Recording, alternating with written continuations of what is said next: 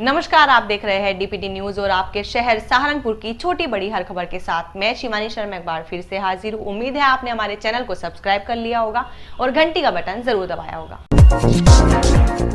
पश्चिमी उत्तर प्रदेश में उच्च न्यायालय की खंडपीठ स्थापना के संबंध में आज सहारनपुर अधिवक्ता एसोसिएशन ने प्रेस वार्ता का आयोजन किया। प्रेस वार्ता में अध्यक्ष अभय सैनी ने बताया कि कल प्रधानमंत्री जी को ज्ञापन देने के लिए काफी संख्या में अधिवक्ता जाने के लिए तैयार थे।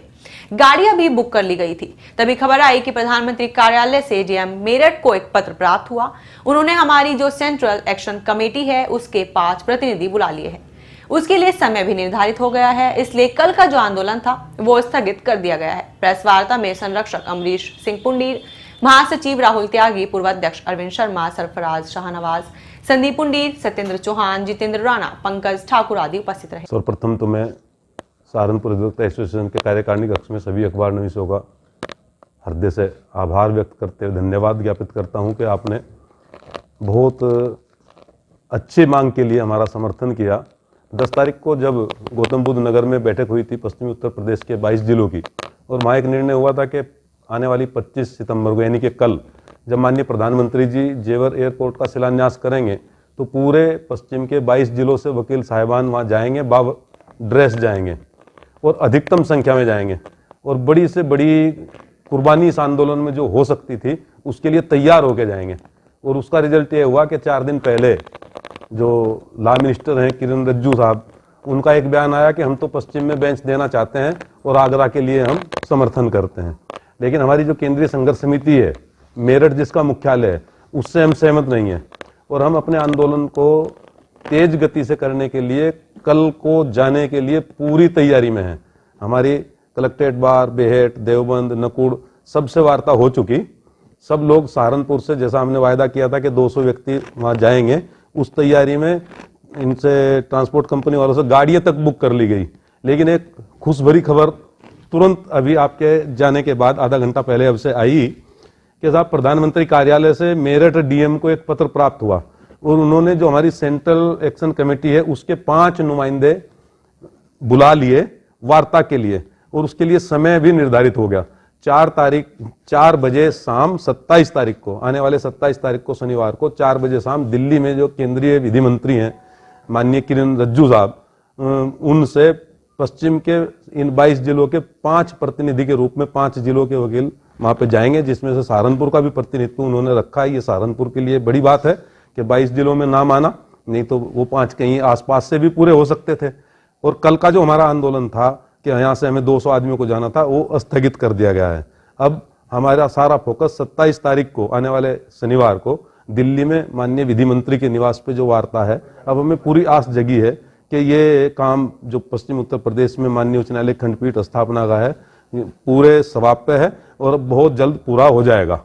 सहारनपुर के अधिवक्ताओं का दल पश्चिम उत्तर प्रदेश में उच्च न्यायालय की खंडपीठ स्थापना हेतु कल पीएम को ज्ञापन देने हेतु नोएडा के लिए कूच करना था, जिसको लेकर बार संघ के अध्यक्ष अभय सैनी के अनुसार उनकी सेंट्रल एक्शन कमेटी के 5 प्रतिनिधियों को वार्ता के लिए बुला लिया गया, जिसके लिए आगामी 27 नवंबर को समय निर्धारित किया गया है। सहारनपुर से सुशील कपिल, डीपीडी न्यूज के लिए।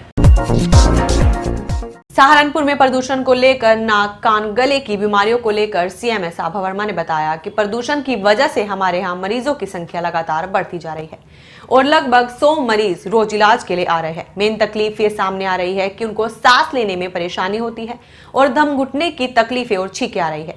यह सब प्रदूषण की वजह से हो रहा है। एक्चुअल में पोल्यूशन की वजह से हमारे यहाँ केसेस की संख्या लगातार बढ़ती जा रही है और लगभग 100 पेशेंट पर डे के हिसाब से आ रहे हैं। कल लगभग 100 मरीज हमारे ईएनटी सर्जन ने देखे हैं।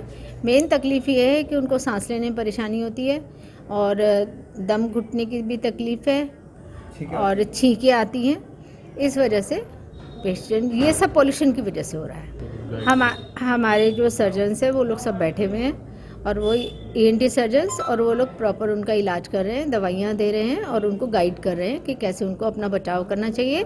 लगातार मास्क लगाएं जिससे उनको इस तरह की परेशानियों से आराम मिलेगा। सहारनपुर के पेपर मिल रोड स्थित ITI कैंपस में आयोजित भाजपा के युवा उत्थान सम्मेलन में केंद्रीय मंत्री अनुराग ठाकुर ने कहा कि यूपीए सरकार के कार्यकाल में आए दिन घोटाले होते थे, लेकिन केंद्र में मोदी सरकार के बनने के बाद से घोटालों पर अंकुश लगा और आरोपियों के खिलाफ कार्रवाई की गई।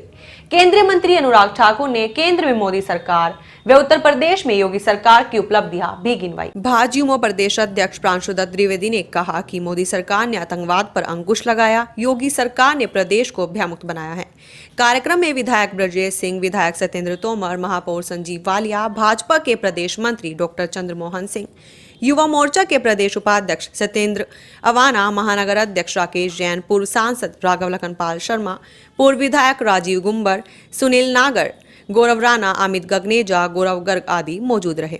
नेशनल युवाओं को युवोत्थान कार्यक्रम के माध्यम से योगी सरकार, मोदी सरकार की नीतियां पहुंचाने का काम भी किया है। भारतीय जनता पार्टी की विचारधारा उन तक भी पहुंचे, सदस्य भी बने और देश को मजबूत करने में देश के प्रोफेशनल्स आगे आए।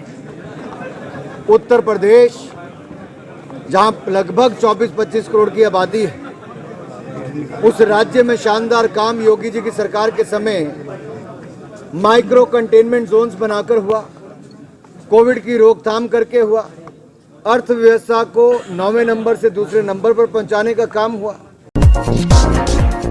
सहारनपुर उद्योग व्यापार प्रतिनिधि मंडल महानगर इकाई की एक विशेष बैठक व्यापार मंडल कार्यालय पर आयोजित की गई।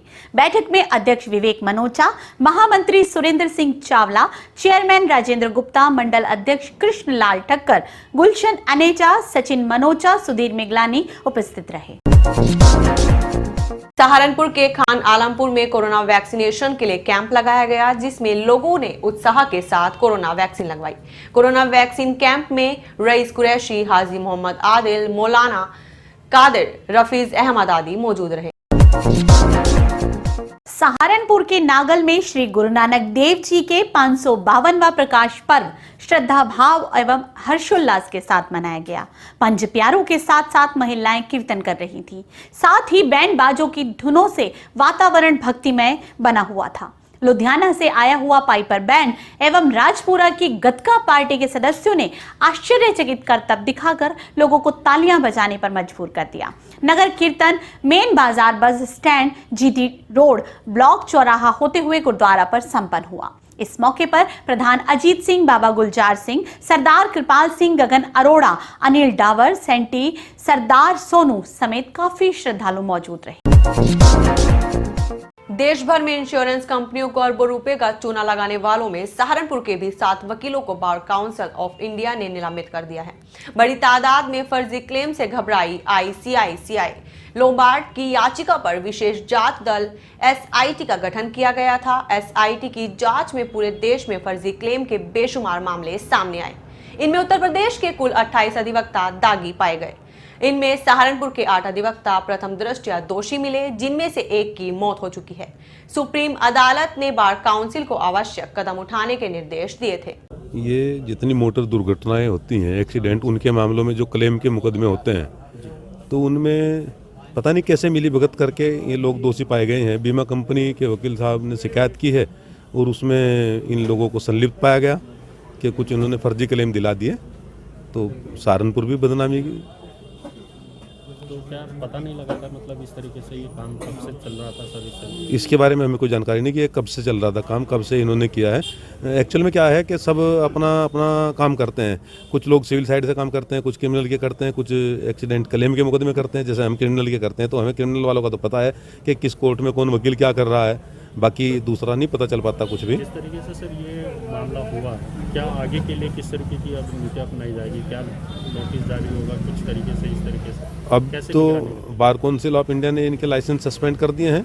इस तरह अगर कहीं कोई बात आती है हमारे संज्ञान में तो हम अपने स्तर से भी एक चेकआउट करेंगे।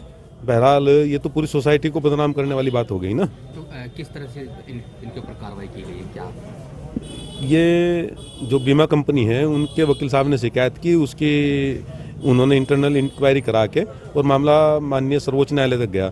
माननीय सर्वोच्च न्यायालय के सुप्रीम कोर्ट के आदेश से फिर बार काउंसिल ऑफ इंडिया ने ये जो इनका लाइसेंस सस्पेंड करने वाला आदेश है ये जारी किया है। वरिष्ठ पुलिस अधीक्षक सहारनपुर द्वारा अपराधों की रोकथाम एवं वांछित अभियुक्त गणों की गिरफ्तारी हेतु चलाए जा रहे अभियान के दौरान पुलिस अधीक्षक ग्रामीण के कुशल पर्यवेक्षण में प्रभारी निरीक्षक ब्रजेश कुमार पांडे थाना बेहट के कुशल नेतृत्व में थाना बेहट पुलिस द्वारा अभियुक्त उस्मान को एक नाजायज चाकू के साथ गिरफ्तार किया गया। कुमरान रोड स्थित सभागार में उत्तर प्रदेश उद्योग व्यापार प्रतिनिधि मंडल द्वारा प्रांतीय महामंत्री सरदार जसवंत पात्रा, प्रांतीय संयुक्त महामंत्री विवेक गुप्ता, प्रांतीय उपाध्यक्ष सरदार सुरेंद्र सिंह, प्रांतीय संगठन मंत्री ईश्वर गोयल, प्रांतीय अध्यक्ष नवीन बक्कड़, मंडल अध्यक्ष आलोक अग्रवाल की उपस्थिति में महानगर अध्यक्ष मनोज प्रजापति ने कार्यकारिणी का विस्तार किया, जिसमें जितेंद्र सैनी को महानगर चेयरमैन, अमित शर्मा को महानगर वरिष्ठ उपाध्यक्ष, श्याम सुंदर माहेश्वरी व ऋषि अरोड़ा, राजीव चौहान, सुशील राजपूत को महानगर उपाध्यक्ष, आशुतोष बत्रा, आशीष प्रकाश को महामंत्री, वीरेंद्र कुमार कोषाध्यक्ष, सुनील गोस्वामी व दीपक राय को महानगर मंत्री मीडिया प्रभारी तथा शिवम बजाज, सुधीर मोहन को कानूनी सलाहकार मनोनीत किया गया। नवनियुक्त पदाधिकारियों का फूल मालाओं व मनोनयन पत्र देकर शपथ दिलाई गई। सहारनपुर मंडल के मंडलायुक्त Lokesh M doctor Ambedkar sports stadium का औचक निरीक्षण किया। मंडलायुक्त योगेश एम ने स्मार्ट सिटी योजना के अंतर्गत डॉक्टर अंबेडकर स्पोर्ट्स स्टेडियम में संचालित एसी जिम का विस्तारीकरण, जूडो हॉल, दर्शक दीर्घा, तरणताल तथा बैडमिंटन हॉल का सौंदर्यकरण तथा ओपन योगा सेंटर, ओमन जिम तथा बास्केटबॉल कोर्ट के निर्माण के निर्देश दिए हैं। उन्होंने कहा कि सभी कार्यों के प्रस्ताव यथाशीघ्र प्रस्तुत करने के भी निर्देश दिए हैं।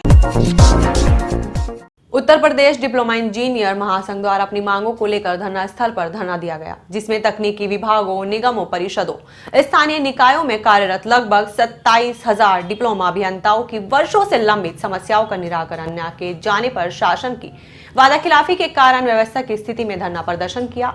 धरने में मुख्य रूप से प्रयोश राणा, इंजीनियर कृष्ण कुमार सैनी, सचिन पवार, विकास बारी, उमेश चंद्र शर्मा, कनिष्क कुमार, पंकज मौर्य, आनंद कुमार, अनिल कुमार, रजनीश सैनी आदि मौजूद रहे।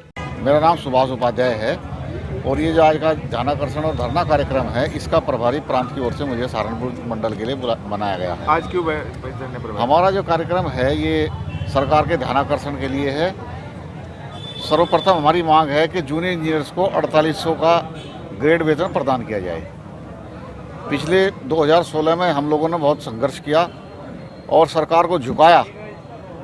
सरकार ने हमारी कार्य परिस्थिति को देखते हुए थाना बड़गांव पुलिस ने अवैध शराब सहित एक अभियुक्त को किया गिरफ्तार। आपको बता दें कि थाना बड़गांव पुलिस द्वारा जंगल ग्राम टपरी से अभियुक्त कुलदीप को 10 लीटर अवैध कच्ची शराब के साथ गिरफ्तार किया गया।